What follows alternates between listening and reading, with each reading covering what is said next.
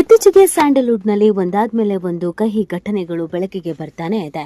ನಾಯಕ ನಾಯಕಿಯರು ಎನ್ನಿಲ್ಲದಂತ ಸಂಕಷ್ಟನ ಎದುರಿಸ್ತಾ ಇದ್ದಾರೆ. ಇದನ್ನ ನೋಡ್ತಾ ಇರುವಂತಹ ಸಿನಿ ಪ್ರೇಕ್ಷಕರು ಇದೇನಪ್ಪ ಇದು ನಮ್ಮ ಇಂಡಸ್ಟ್ರಿಗೆ ಹೀಗಾಗ್ಬಿಡ್ತು ಅಂತ ಎಲ್ಲರೂ ಆಶ್ಚರ್ಯ ಪಡ್ತಾ ಇದ್ದಾರೆ. ಇದೀಗ ಅದೇ ರೀತಿಯಾಗಿ ಕೋಟಿ ಕೋಟಿ ವಂಚನೆ ಮಾಡಿದಂತ ಕೇಸ್ನಲ್ಲಿ ನಟ ಧರ್ಮನಿಗೆ ಸಂಕಷ್ಟ ಎದುರಾಗಿದೆ. ಇದು ನಿಜವಾಗ್ಲೂ ಆಶ್ಚರ್ಯ ತರಿಸಿದೆ. ಹೌದು, ಧರ್ಮ ಅನೇಕ ಸಿನಿಮಾಗಳಲ್ಲಿ ಕಾಣಿಸಿಕೊಂಡವರು. ದರ್ಶನ್, ಸುದೀಪ್ ಸೇರಿದಂತೆ ಶಿವಣ್ಣನಂತೆ ಅನೇಕ ಹಿರಿಯ ನಾಯಕರು ಜೊತೆಗೆ ಇತ್ತೀಚಿನ ಕಾಲಘಟ್ಟದ ಫೇಮಸ್ ನಾಯಕರ ಜೊತೆಗೆ ಸ್ಕ್ರೀನ್ ಶೇರ್ ಮಾಡಿದವರು ಮತ್ತು ನಟ ದರ್ಶನ್ ಅವರ ಅತ್ಯಾಪ್ತನೂ ಕೂಡ ಹೌದು. ತಾವಾಯ್ತು ತಮ್ಮ ಸಿನಿಮಾ ಆಯ್ತು ಅಂತ ಬ್ಯುಸಿ ಇದ್ದಂತ ನಟ ಧರ್ಮನ ಬಗ್ಗೆ ಇದೀಗ ಕೋಟಿ ಕೋಟಿ ವಂಚನೆಯ ಆರೋಪ ಕೇಳಿ ಬಂದಿದೆ. ಈ ಆರೋಪ ಸಿನಿ ಅಭಿಮಾನಿಗಳ ಮನಸ್ಸಿಗೆ ನಾಟಿದೆ ಮತ್ತು ಘಾಸಿ ಕೂಡ ಆಗಿದೆ. ನಮ್ಮ ಇಂಡಸ್ಟ್ರಿಯಲ್ಲಿ ಒಬ್ಬರಾದ್ಮೇಲೆ ಒಬ್ರು ಕಲಾವಿದರು ಒಂದು ಸಾವನ್ನಪ್ತಿದ್ದಾರೆ, ಇಲ್ಲ ಯಾವುದಾದ್ರೂ ಒಂದು ಕೇಸ್ನಲ್ಲಿ ಜೈಲಿಗೆ ಹೋಗೋ ಪರಿಸ್ಥಿತಿ ಬರ್ತಾ ಇದೆ. ಇದ್ಯಾಕಿದು ಹೀಗಾಯ್ತು, ಅದ್ಯಾವ ಕೆಟ್ಟ ದೃಷ್ಟಿ ಕನ್ನಡ ಇಂಡಸ್ಟ್ರಿಗೆ ಬಂತು ಅಂತ ತಲೆ ಮೇಲೆ ಕೈ ಹೊತ್ತು ಕೂರೋ ಪರಿಸ್ಥಿತಿ ಬಂದ್ಬಿಟ್ಟಿದೆ. ಹೌದು, ಅಷ್ಟಕ್ಕೂ ನಟ ಧರ್ಮ ಯಾವ ಕೇಸ್ನಲ್ಲಿ ತಗ್ಲಾಕೊಂಡಿದ್ದಾರೆ, ಈ ಕೇಸ್ನ ಹಿನ್ನೆಲೆ ಏನು, ಯಾವ ರೀತಿಯಾದಂಥ ಕೇಸ್ನಲ್ಲಿ ಭಾಗಿಯಾಗಿದ್ದಾರೆ ಅನ್ನೋದನ್ನ ಈ ವಿಡಿಯೋದಲ್ಲಿ ಹೇಳ್ತಾ ಹೋಗ್ತಿದ್ದೀವಿ. ಹೌದು, ಸಿನಿಮಾ ನಟನ ಜೊತೆ ಸೇರಿ ಕೋಟಿ ಕೋಟಿ ವಂಚನೆಯನ್ನ ದಂಪತಿ ಮಾಡಿಬಿಟ್ಟಿದ್ದಾರೆ. ಐಶ್ವರ್ಯ ಗೌಡ ಅಲಿಯಾಸ್ ನವ್ಯಶ್ರೀ ಹಾಗೂ ಹರೀಶ್ ಕೆ ಎಂಬ ದಂಪತಿಯಿಂದ ಈ ವಂಚನೆಯ ಆರೋಪ ಕೇಳಿಬಂದಿದೆ. ಚಿನ್ನದಂಗಡಿ ಮಾಲೀಕರಾದ ವನಿತಾ ಎಸ್ ಐತಾಳ್ ಎಂಬುವವರಿಗೆ ಮಹಾ ಮೋಸವನ್ನ ಮಾಡಲಾಗಿದೆ. 2023ರಿಂದ 24ರವರೆಗೆ ಅಂದ್ರೆ ಬರೋಬ್ಬರಿ 1 ವರ್ಷ ಹಂತ ಹಂತವಾಗಿ 14 kg 600 ಗ್ರಾಂ ಚಿನ್ನಾಭರಣವನ್ನ ವಂಚನೆ ಮಾಡಲಾಗಿದೆ. ಅದು ಕೂಡ ಇಲ್ಲಿ ಧರ್ಮ ಅವರ ಮೇಲೆ ಬಂದಿರುವಂತಹ ಅತಿ ದೊಡ್ಡ ಆರೋಪ ಏನು ಅಂತ ಹೇಳಿದ್ರೆ, ಅದು ಈಗಿನ ಡಿ.ಕೆ. ಸುರೇಶ್, DCM ಅವರ ಸಹೋದರ ಡಿ.ಕೆ. ಸುರೇಶ್ ಅವರ ಧ್ವನಿಯಲ್ಲಿ ಅವರ ರೀತಿಯಾಗಿ ಮಾತನಾಡಿ ಕೋಟಿ ಕೋಟಿ ವಂಚನೆ ಮಾಡಲಾಗಿದೆ ಅನ್ನುವಂತ ಗಂಭೀರವಾದಂತ ಆರೋಪ. ಹೌದು, ಡಿ.ಕೆ. ಸುರೇಶ್ ಅವರು ಇದೀಗ ಆಡಳಿತ ವರ್ಗದಲ್ಲಿ ಹೆಸರು ಮಾಡಿದ್ದಾರೆ. ಈಗಿನ ಸರ್ಕಾರದಲ್ಲಿ ಡಿ.ಕೆ. ಶಿವಕುಮಾರ್, ಡಿ.ಕೆ. ಸುರೇಶ್ ತುಂಬಾನೇ ಫೇಮಸ್. ಇವರ ಹೆಸರನ್ನ ಹೇಳಿಕೊಂಡು ವಂಚನೆ ಮಾಡಿದ್ದಾರೆ. ನಟ ಧರ್ಮ ಡಿ.ಕೆ. ಸುರೇಶ್ ಅವರ ಹೆಸರಿನಲ್ಲಿ ಡಿ.ಕೆ. ಸುರೇಶ್ ಅವರ ಧ್ವನಿಯಂತೆಯೇ ಮಿಮಿಕ್ರಿ ಮಾಡಿ ಮಾತನಾಡಿದ್ದಾರೆ ಅನ್ನೋ ಗಂಭೀರವಾದಂಥ ಆರೋಪ. 2023ರಲ್ಲಿ ಚಿನ್ನ ಖರೀದಿ ಮಾಡಿದ್ದಾರೆ ಈ ಸ್ನೇಹಿತರು ಅನ್ನೋದು ಗೊತ್ತಾಗ್ತಾ ಇದೆ. ನಾನು ಡಿ.ಕೆ. ಸುರೇಶ್ ತಂಗಿ, ನನಗೆ ಹಲವು ರಾಜಕಾರಣಿಗಳ ಕಾಂಟ್ಯಾಕ್ಟ್ ಇದೆ ಅಂತ ಐಶ್ವರ್ಯ ನಂಬಿಸಿದ್ರಂತೆ. ಅಂಗಡಿಗಳಿಗೆ ಹೋಗಿ ನಂಬಿಕೆಯನ್ನ ಗಳಿಸ್ತಾ ಇದ್ರಂತೆ ಮತ್ತು ಡಿ.ಕೆ. ಸುರೇಶ್ ಜೊತೆಗೆ ಮಾತಾಡಿ ಅಂತ ಹೇಳಿ ಧರ್ಮಂಗೆ ಕಾಲ್ ಮಾಡಿ ಕೊಡ್ತಿದ್ರಂತೆ. ಆಗ ಧರ್ಮ ಡಿ.ಕೆ. ಸುರೇಶ್ ತರ ಮಾತನಾಡ್ತಾ ಇದ್ರಂತೆ.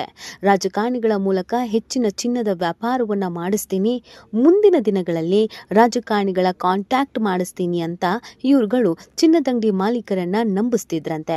ಅಲ್ಲದೆ ನಟ ಧರ್ಮ ಮೂಲಕ ಕರೆ ಮಾಡಿಸಿ ಡಿ.ಕೆ. ಸುರೇಶ್ ರಂತೆ ಮಾತನಾಡಿಸಿ ನಂಬಿಕೆಯನ್ನ ಗಳಿಸ್ತಾ ಇದ್ರಂತೆ. ಹಣ ಕೊಡದೆ ಯಾವಾಗ ಆಟವಾಡಿಸೋದಕ್ಕೆ ಶುರು ಮಾಡಿದ್ರು ಆಗ ಚಿನ್ನದಂಗಡಿ ಮಾಲೀಕರುಗಳಿಗೆ ಇವ್ರು ಏನೋ ನಾಟಕ ಮಾಡ್ತಾ ಇದ್ದಾರೆ ಅಂತ ಅನ್ಸೋಕೆ ಶುರು ಆಗಿದೆ. ಇದೇನಿದು ಈ ತರ ನಾಟಕ ಮಾಡ್ತಾ ಇದ್ದಾರೆ, ನಿಜವಾಗ್ಲೂ ಇವರು ಡಿ.ಕೆ. ಸುರೇಶ್ ಸಹೋದರಿಯೋ, ನಿಜವಾಗ್ಲೂ ಡಿ.ಕೆ. ಸುರೇಶ್ ನಮ್ಮ ಹತ್ರ ಮಾತಾಡ್ತಾ ಇದ್ದಾರೋ ಅನ್ನೋದೊಂದು ಅನುಮಾನ ಶುರುವಾಗಿದೆ. ಹೌದು, 2023 ಅಕ್ಟೋಬರ್ನಿಂದ 2024 ಏಪ್ರಿಲ್ವರೆಗೆ ಹಂತ ಹಂತವಾಗಿ ಬರೋಬ್ಬರಿ 9 ಕೋಟಿಯನ್ನ ಪಂಗನಾಮ ಹಾಕಲಾಗಿದೆ. ಐಶ್ವರ್ಯಳನ್ನ ಹಣ ಕೇಳಿದಾಗ ಡಿ.ಕೆ. ಸುರೇಶಿಂದ ಕರೆ ಮಾಡಿಸಿ ಕಾಲಾವಕಾಶ ಕೋರಿರುವುದಾಗಿ ಎಫ್ಐಆರ್ನಲ್ಲಿ ಉಲ್ಲೇಖಿಸಲಾಗಿದೆ.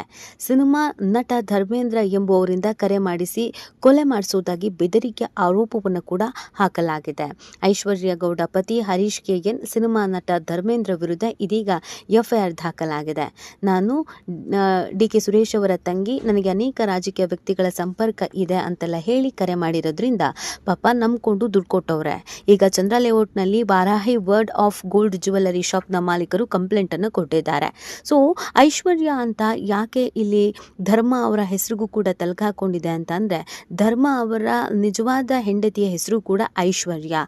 ಸೊ ತುಂಬಾ ಜನ ಇದೀಗ ಈ ಕೇಸ್ನಲ್ಲಿ ಧರ್ಮ ಮಾತ್ರ ಅಲ್ಲ, ಧರ್ಮ ದಂಪತಿ ಇದ್ದಾರೆ ಅಂತ ಹೇಳಲಾಗ್ತಾ ಇದೆ. ಆದ್ರೆ ಧರ್ಮ ದಂಪತಿಗೂ ಈ ಕೇಸ್ಗೂ ಯಾವುದೇ ಸಂಬಂಧ ಇಲ್ಲ. ಆದ್ರೆ ಧರ್ಮ ಅವರ ಹೆಸರಿರೋದಂತೂ ಹೌದು, ಆದ್ರೆ ಹೆಂಡತಿಯು ಇನ್ವಾಲ್ವ್ ಆಗಿದ್ದಾರಾ ಇಲ್ವಾ ಅನ್ನೋದ್ರ ಬಗ್ಗೆ ಕ್ಲಾರಿಟಿ ಸಿಕ್ಕಿದೆ. ಅದು ಧರ್ಮ ಅವರ ಹೆಂಡತಿ ಅಲ್ಲ.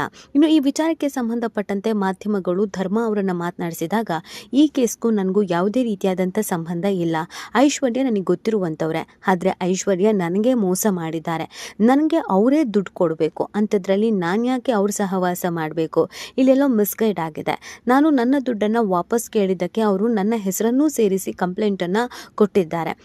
ಆ ಕಾರಣಕ್ಕಾಗಿ FIR ಅಲ್ಲಿ ನನ್ನ ಹೆಸರನ್ನು ಕೂಡ ಉಲ್ಲೇಖ ಮಾಡಲಾಗಿದೆ. ಆ್ಯಕ್ಚುಲಿ ಹೇಳಬೇಕು ಅಂತಂದರೆ ಐಶ್ವರ್ಯ ನನಗೆ ಕಾಸು ಕೊಡಬೇಕು, ನಾನು ಯಾರಿಗೂ ಕರೆ ಮಾಡಿ DK ಸುರೇಶ್ ಥರ ಮಾತನಾಡಿಲ್ಲ, ಇಲ್ಲ ಸಲ್ಲದ ಆರೋಪವನ್ನು ಮಾಡಿ ನನ್ನನ್ನು ಬೇಕಂತ ಈ ಕೇಸ್ನಲ್ಲಿ ಸಿಲುಕಿಸಲಾಗಿದೆ ಅಂತ ಹೇಳಲಾಗ್ತಾ ಇದೆ. ಆದರೆ ಐಶ್ವರ್ಯ ಮತ್ತು ಧರ್ಮ ಅಂತ ಇರೋದ್ರಿಂದ ಧರ್ಮ ಅವರ ಜೊತೆಗೆ ಅವರ ಹೆಂಡತಿಯ ಇನ್ವಾಲ್ವ್ಮೆಂಟ್ ಕೂಡ ಇದೆ ಅಂತ ಕೆಲವರು ಭಾವಿಸಿದ್ದಾರೆ. ಪಾಪ ಇದರಲ್ಲಿ ಧರ್ಮ ಅವರ ಹೆಂಡತಿಯ ಯಾವುದೇ ರೀತಿಯಾದಂಥ ಪಾಲು ಇಲ್ಲ. ಆದರೆ ಧರ್ಮನ ಸ್ನೇಹಿತೆ ಐಶ್ವರ್ಯ ಮತ್ತು ಐಶ್ವರ್ಯ ಗಂಡ ಹರೀಶ್ ಇವರಿಷ್ಟರ ಜನರ ಪಾತ್ರ ಇದೆ ಅಂತ ಇದೀಗ ಚಂದ್ರ ಲೇಔಟ್ನಲ್ಲಿ FIR ದಾಖಲಾಗಿದೆ. ತನಿಖೆಗೆ ಸಹಕಾರವನ್ನ ಮಾಡ್ತೀನಿ ಅಂತ ಧರ್ಮ ಆಲ್ರೆಡಿ ಹೇಳಿದ್ದಾರೆ. ಇಲ್ಲಿ ನನ್ನ ಬೇಕಂತ ಸಿಲುಕಿಸಲಾಗಿದೆ ಅಂತ ಹೇಳಿರೋದ್ರಿಂದ ಧರ್ಮ ತನಿಖೆಗೆ ಒಳಗಾಗಬೇಕಾಗತ್ತೆ. ಸೊ ಮುಂದಿನ ದಿನಗಳಲ್ಲಿ ಈ ಕೇಸ್ ಯಾವ ಹಂತಕ್ಕೆ ಹೋಗುತ್ತೆ, ಯಾವ ರೀತಿಯಾದಂಥ ಆಯಾಮವನ್ನು ಪಡ್ಕೊಳ್ಳುತ್ತೆ, ನಿಜವಾಗ್ಲೂ ಇದರಲ್ಲಿ ಧರ್ಮ ಅವರ ಪಾತ್ರ ಇಲ್ವಾ, ಸಿಲುಕಿಸುವಂಥ ಕೆಲಸವನ್ನ ಮಾಡಲಾಗಿದೆಯಾ ಅಥವಾ ಧರ್ಮ ಅವರೇ ನಾಟಕ ಮಾಡ್ತಾ ಇದ್ದಾರಾ, ಸುಳ್ಳು ಹೇಳ್ತಾ ಇದ್ದಾರಾ, ಇದೆಲ್ಲವೂ ಕೂಡ ಮುಂದಿನ ದಿನಗಳಲ್ಲಿ ಗೊತ್ತಾಗಲಿದೆ. ಒಟ್ನಲ್ಲಿ ಸ್ಯಾಂಡಲ್ವುಡ್ನಲ್ಲಿ ಒಬ್ಬರಾದ್ಮೇಲೆ ಒಬ್ಬರು ಯಾವುದಾದ್ರೂ ಒಂದು ಪೊಲೀಸ್ ಕೇಸ್ನಲ್ಲಿ ತಗ್ಲಾಕೊಳ್ತಾ ಇರೋದು ವಿಪರ್ಯಾಸವೇ ಸರಿ.